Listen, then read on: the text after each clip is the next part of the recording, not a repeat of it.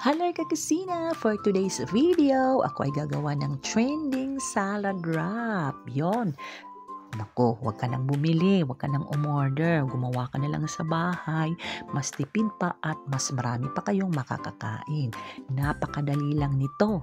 Kakailanganin mo lang ng tortilla wrap. Mas mainam kung yung malapad, ang mabibili mo.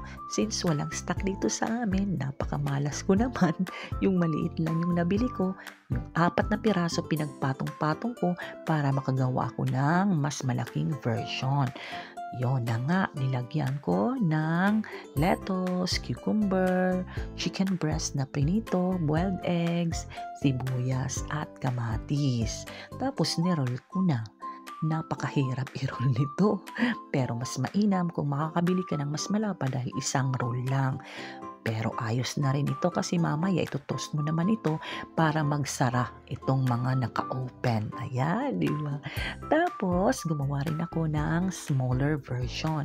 2 tortilla wrap na aking pinagpatong. Nilagyan ko rin, syempre, ng lettuce, cucumber, boiled eggs, fried chicken breast, sibuyas, kamatis, tapos niroll ko. Napakadali lang, di ba? At syempre, gumawa na rin ako ng sauce. Ayan.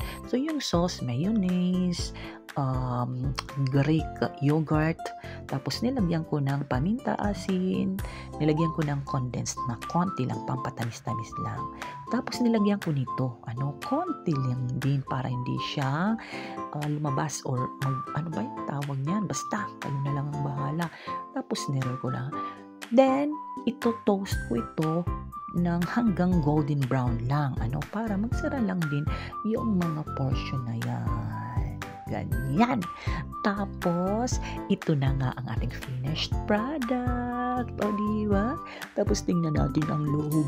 Ay, nako po. Sobrang sarap nito. Tapos, kada kakain ka, lalagyan mo lang ng sauce. O, diba? Kaya, pag hinihintay mo kakusina, gawin mo na rin ito. Napakasarap. Kaya, hanggang dito na lang. Maraming salamat.